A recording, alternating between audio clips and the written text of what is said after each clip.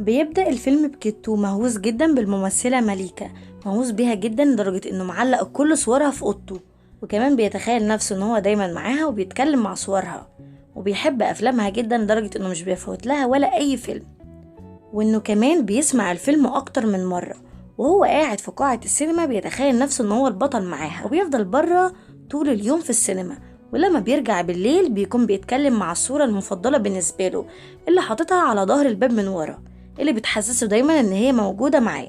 واخته بتقوله ان باباه عايزه، وبيروح لباباه، وباباه بيكون متضايق منه جدا وبيهزقه بسبب ان كل درجاته في النازل، لانه بيضيع كل وقته في السينما وفي الافلام، وبيفهمه كويس انه يبعد عن السينمات ويركز في الجامعة بتاعته وما يروحش اي سينما مرة تانية. كيتو بيزعل جدا، بتندهله نيشا اقرب صديقة بالنسبة له، وبتحاول تهون عليه شوية، لكن هو بيكون كل كلامه عن مليكة، وكمان بيغني أغنية ليها وهي بتغير جدا لأنها بتحبه، لكن مش معرفاه إنها بتحبه. وأخته بتقولها أنت جبانة، ما تروحي تعترفيله بحبك.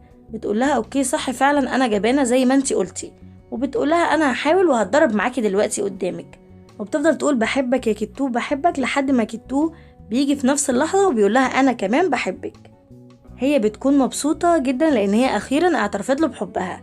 بعدين كيتو بيروح وبيقعد مع صورة مليكة المفضلة بالنسبة له، وبيفضل يتكلم معاها ويقول لها خرجيلي لو حتى مرة واحدة بس، وبيتخيل ان هو بيكون معاها وبيفضلوا يرقصوا وبيقضوا احلى وقت مع بعض بالشكل ده.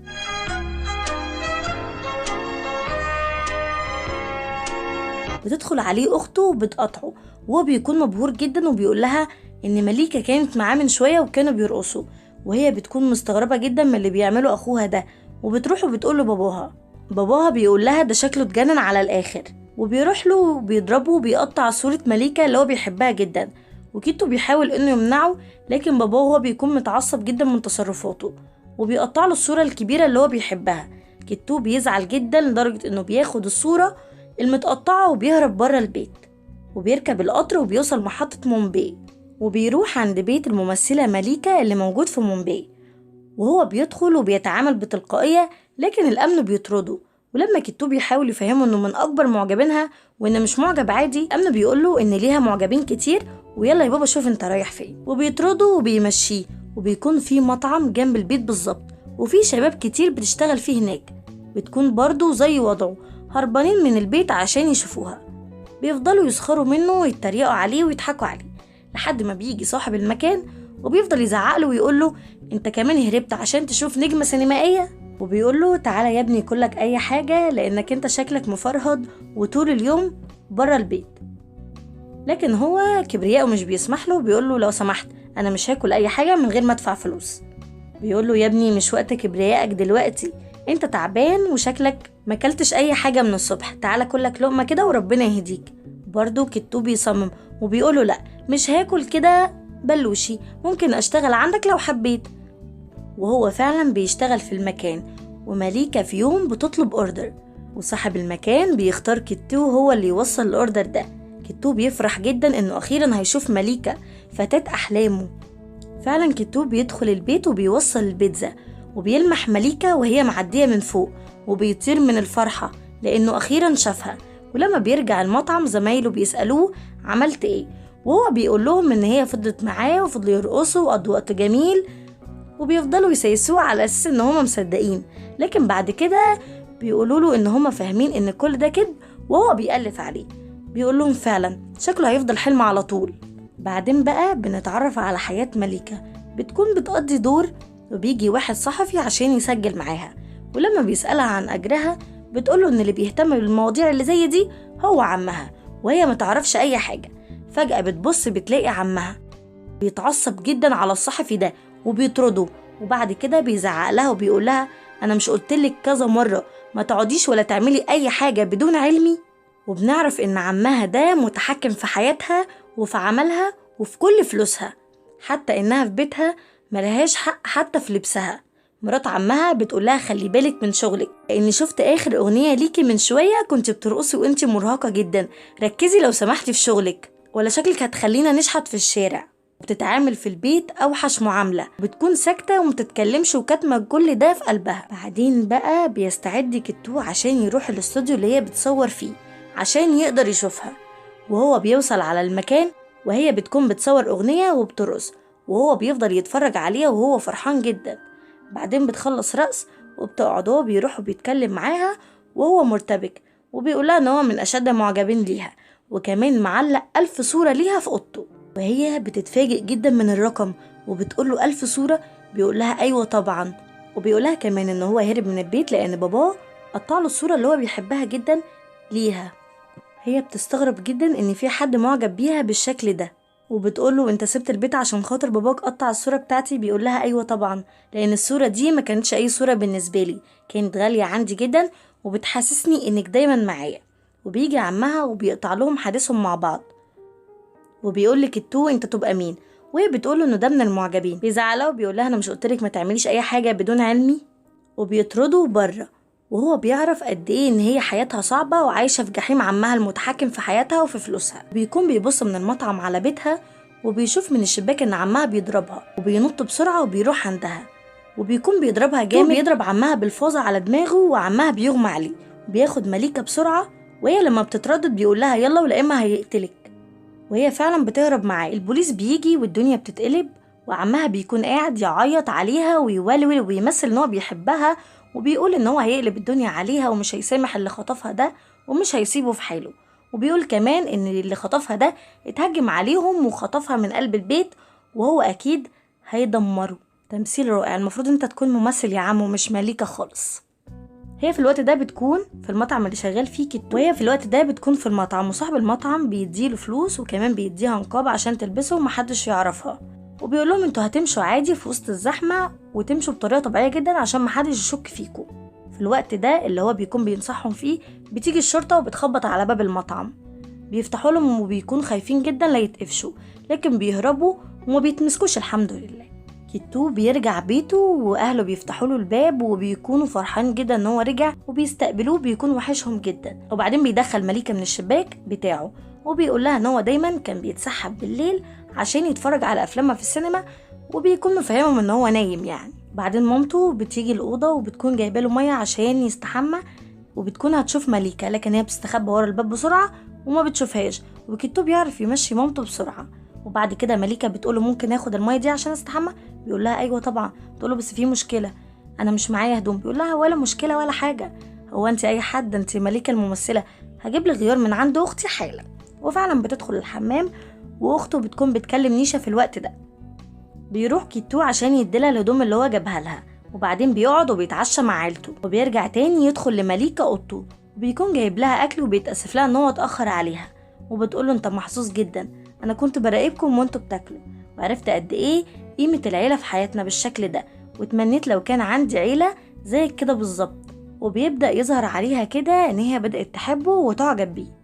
هي بتنام على السرير وهو بينام على الارض، وبيفضل يفكر طول الليل اذا كانت هي عندها مشاعر من ناحيته، لكن بيقول لنفسه مستحيل، هي فين وانا فين، واكيد هي قالت كده بس لان هي حاسة بالوحدة. وبيفضل يحلم ويتمنى لو تحبه فعلا زي ما هو بيحبها. وبعدين بيصحى من الحلم ده على تخبيط نيشا، تفضل تهزقه ومتعصبة عليه لأنه مشي من غير ما يقول لها.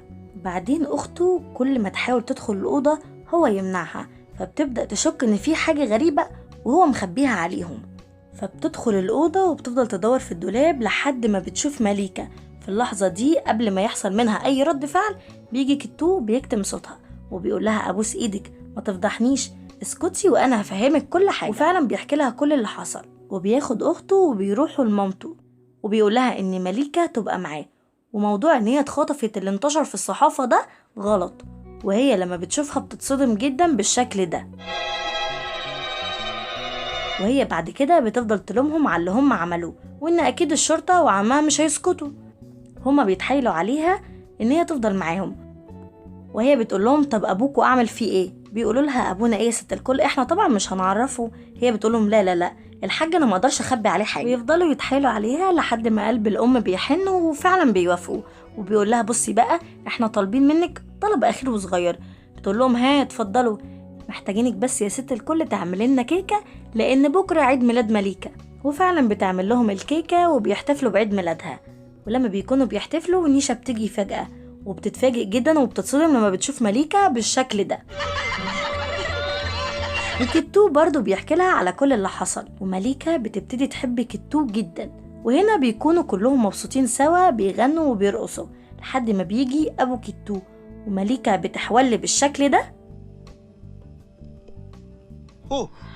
وبتنفد منهم ومش بيعرفوها، ونيشا بتقول ان دي صاحبتها وبتاخدها على بيتها. واول لما بتشوف اوضه نيشا بتلاقي صوره كبيره متعلقه ليها هي وكيتو. نيشا بتقول لها ان هي بتحبه جدا. مليكة بتتصدم، بتشوف ان هي كده الحاجز اللي ما بين نيشا وكيتو، وبتزعل جدا. الشرطه بتيجي وبتاخد ابو كيتو، وهو بيروح بسرعه عشان يلحقه. الشرطه بتستجوبه وبتقوله ان هما سمعوا ان مليكة موجوده في بيته، لكن هو بينكر ده تماما. بيروح كيتو بيفضلوا يضربوه بيقولوا له فين مليكة، وهو بينكر ان هو ولا يعرفها. بتكون اخته ومامته وصاحبته نيشا ومليكة بره في العربية، بيكونوا خايفين عليه جدا. مليكة بتزعل وبتشوف ان هي السبب في كل اللي بيحصل ده، فبتنزل بسرعة من العربية وبتدخل القسم. لما الضابط بيعرف ان مليكة جت القسم بيسيب كيتو وبيروح يشوفها، وعمها بيفضل يحمد ربنا ويشكره انه اخيرا لقى بنت اخوه، وبيفضل يمثل ان هو كان خايف عليها ومصدق ما لقاها. كمان بيعرف الضابط كويس انه يعاقب الشاب ده اللي خطفها. لكن مليكة في الوقت ده بتتشجع وبتقول للضابط ان كيتو بريء، والمجرم الحقيقي يبقى عمها الممثل ده، وان كيتو هو اللي انقذها. عمها بينال عقابه في السجن، وبيطلقوا سراح كيتو وابوه. وهو خارج بيحاول انه يوقف مليكة، لكن هي بتمشي بسرعة بالعربية، والضابط بيقوله ان هي بتبعته الشكر معاه جدا، وبيفضل يجري ورا عربيتها لكن ما بيلحقهاش. هو بيزعل جدا وبيرفض انه ياكل ويشرب، وبيكون قاعد وحزين، وبيكون كمان متضايق ان هي مشيت كده من غير ما تقوله ولا اي حاجه ولا حتى تفهمه. اخته وصاحبته نيشا بيحاولوا يفهموه ان هي من مستوى وهو من مستوى تاني خالص، لكن هو بيكون مقتنع ان هو فهمها اكتر منهم وعايز يقابلها حتى لو لاخر مره. بيروحوا الاستوديو هو واخته ونيشا اللي بتصور فيه، وهي بترحب بيهم لكن مش بتديهم اي اهتمام، وبتطلب السيناريو عشان تقراه وبتكون مشغولة، وبتحاول ان هي متدهمش اي اهتمام، وهما بيكونوا مستغربين. بعدين بيتحرجوا من تصرفاتها، وكيتو بيقول لازم نمشي. بتقول لهم انتوا مستعجلين ليه؟ بيقولوا لها لا لازم نمشي. هي بتقول لهم تمام هوصلكوا لحد البوابة. وهم راكبين التاكسي على اخر لحظة بتقول لنيشا ما تنسيش تعزميني على فرحك انتي وكيتو. هو في اللحظة دي بيفهم كل حاجة وبيرجع بسرعة، وبيلاقيها قاعدة وبتعيط، وبيسألها مالك، وهي بتقوله مفيش حاجة أنا لازم أمشي. وهو بيمنعها وبيقول لها مش هسيبك غير لما أعرف بتعيطي ليه. وهي بتقوله إن هي دايما كانت وحيدة وحياتها ملهاش أي معنى، ولما قابلته حست إن الحياة بقى ليها طعم جديد وحبته غصب عنها، لكن هي عارفة إن هو الواحدة تانية وهي تبقى نيشا، وهي مش عايزة تفرق بينهم. وبتقوله لو سمحت ما تخلينيش أشوفك تاني، وبتسيبه وبتجري بسرعة عشان تكمل تصوير، وبتقعد وبتفضل تعيط وبتكون في منتهى الحزن. كيتو بيروح عند نيشا وبيقول لها انت شكلك اتجننتي على الاخر، انت فهمتي مليكة ان احنا بنحب بعض؟ هي بتقول له ايوه ايه المشكله؟ بيقول لها انت اكيد بتهزري، انت عارفه ان انا بحبها جدا وبحلم بيها من زمان، ويوم ما تحبني تيجي انت حضرتك في النص وتبوظي كل حاجه. كيتو بيكون زعلان جدا وبيقول ازاي هقنعها ان انا ما بحبش نيشا وان احنا مجرد صحاب مش اكتر. نيشا بتروح لمليكة بسرعه وبتوقفها وهي بتصور، وبتقول لها ان في سوء تفاهم حصل. بتقول لها انا صح قلتلك ان انا بحبه، لكن بحبه كصاحب مش اكتر، وهو بيحبك جدا، بيحبك انتي وبس لدرجة انتي عمرك ما تتخيليها. بتفرح جدا من كلامها وبتجري ناحية كيتو وبتحضنه بالشكل ده. خبر جوازهم في التلفزيون بينتشر والحلم بيتحقق اخيرا بالنسبة لكيتو، ونيشا بتكون ضحت بسعادتها عشان خاطره، ومليكة وكيتو اخيرا بيتجوزوا. وبكده بينتهي الفيلم، وتوتة توتة خلصت الحدوتة. سلام.